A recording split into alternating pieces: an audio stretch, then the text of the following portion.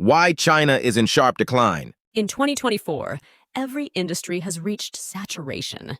Now you either crush your competitors or you get crushed by them. Facing such an environment, the most tragic are actually us common folks at the bottom. I just saw a lot of videos about the supermarket, clothing, and catering industries. Many bosses who have invested tens or hundreds of thousands of yuan end up losing it all in a few months.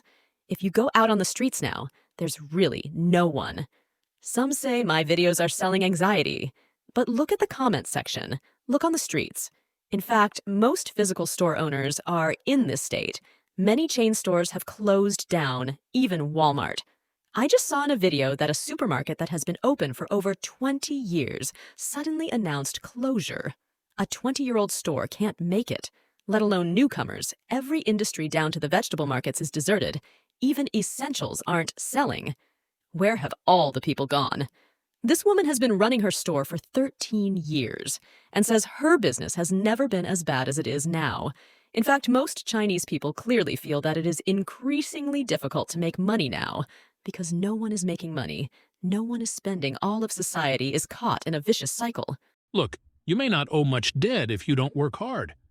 But in this market, if you do business no matter how hard you try, the more effort you put in, the deeper you may sink. I think it's better if you lie flat and don't try. The streets are like this at 10 o'clock.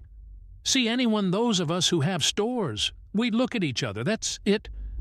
Just looking at each other, really. If this goes on, I'm telling you, we'll all be standing on the street with a bowl begging for food.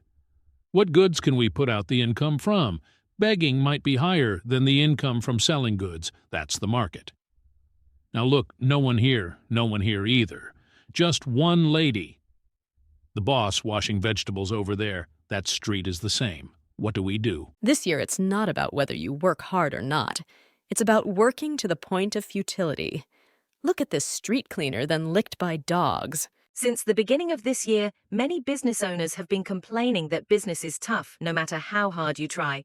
You can't make money, and the harder you try, the more losses you incur. It's better to do nothing and lie flat. At least you can hold on to your little bit of wealth power. The Chinese economy had already reached its limit and started declining. This decline was sped up by Xi Jinping's campaign amongst Communist Party members to not forget their original intentions, and it happened at the same time as the pandemic. Xi Jinping's 3-year-long effort to achieve zero COVID further hastened the economic downturn. The trade war between China and the United States, as well as the subsequent trend of gradually decoupling from the West, have also accelerated economic decline in recent years. Not only have foreign investments been withdrawn one after another, but private enterprises in China have also suffered greatly.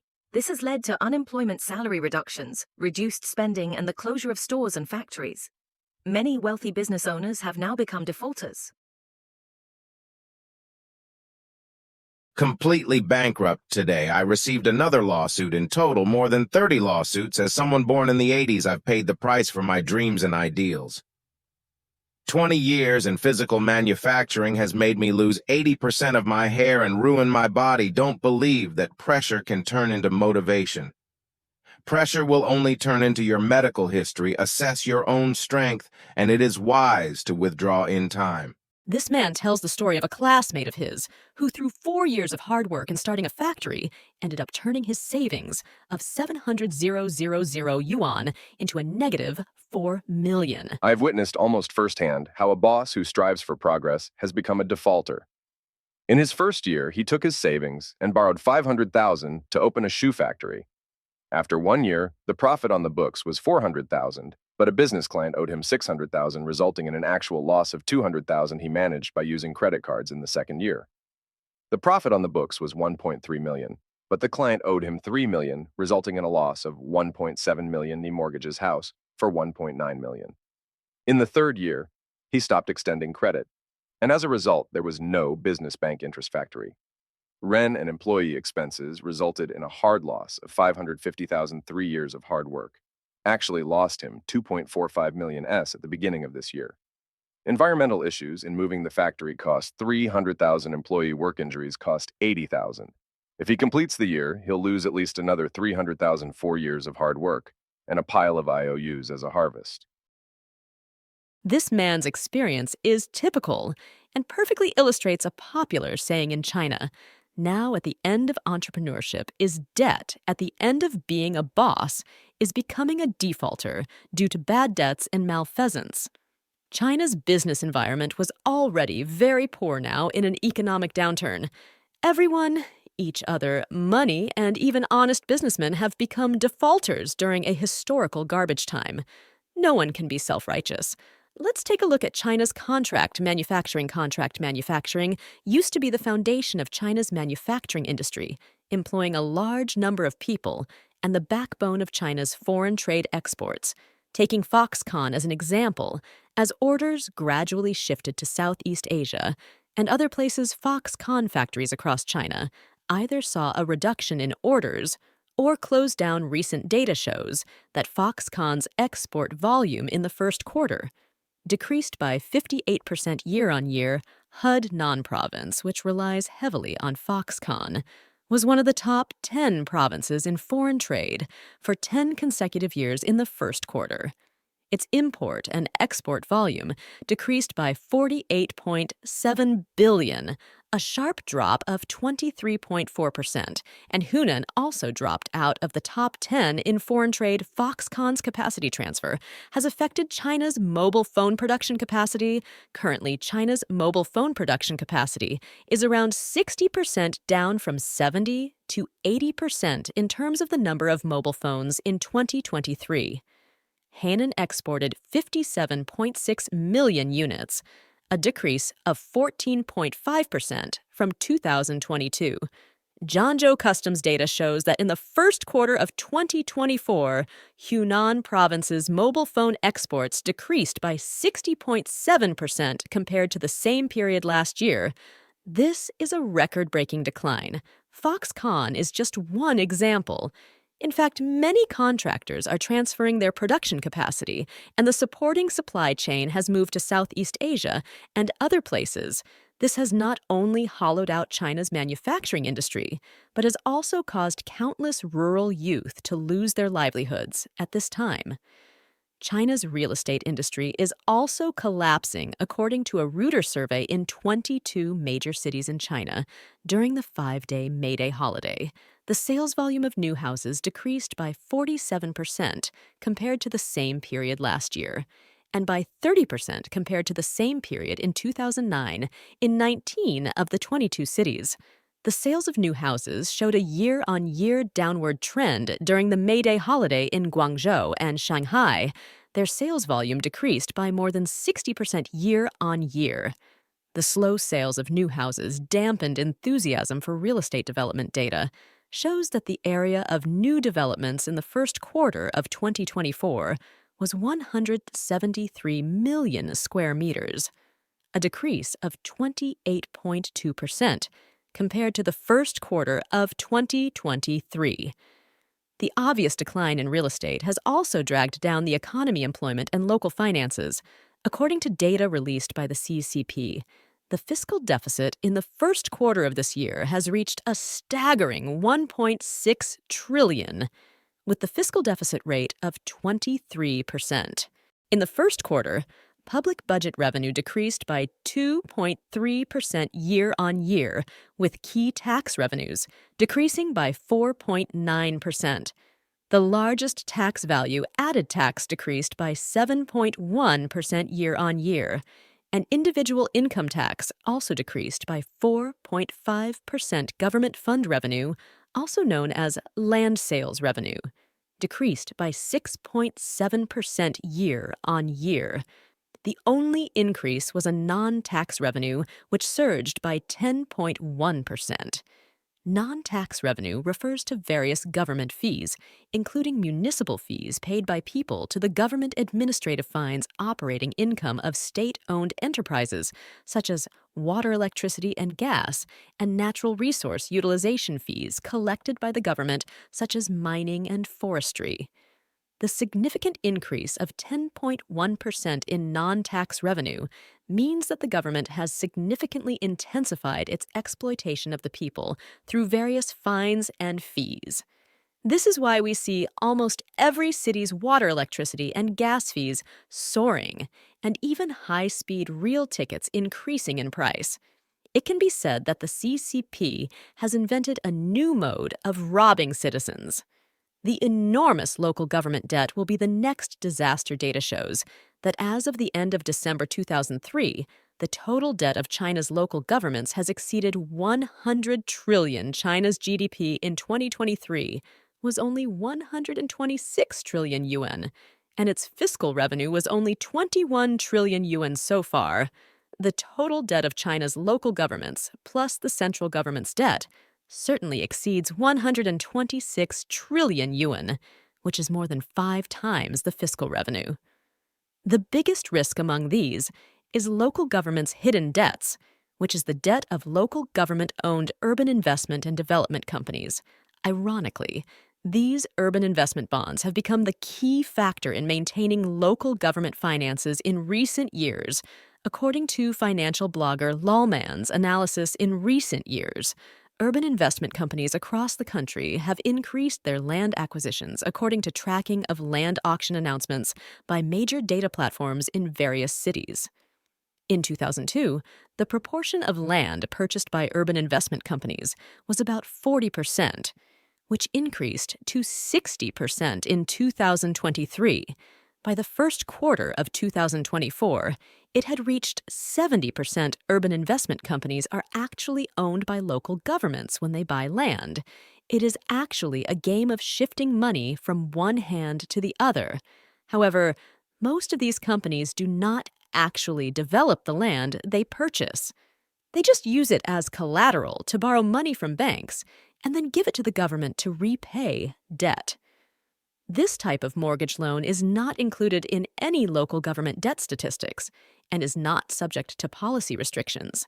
Therefore, even without cash inflows, they rely on constantly acquiring land, mortgaging it to banks, and thus maintaining the game of borrowing new money to repay old debts. This also explains why government land sales revenue only decreased by 6.7% in the first quarter, while the new construction area of real estate decreased by 28.2%. This game of borrowing new money to repay old debts is like walking on a tightrope. In other words, as long as a typical urban investment company cannot repay the first principal, whether it is a publicly issued urban investment bond or the land mortgage loan described above it, will trigger a terrible chain reaction implicating China's entire banking system. In fact, behind the nearly decade-long prosperity of China's real estate market lies deep-seated social problems. Firstly, the real estate boom has led to a serious misallocation of social resources. A large amount of funds has been invested in the real estate market, squeezing other industries and fields. Secondly, the soaring house prices have made it difficult for many people to afford homes.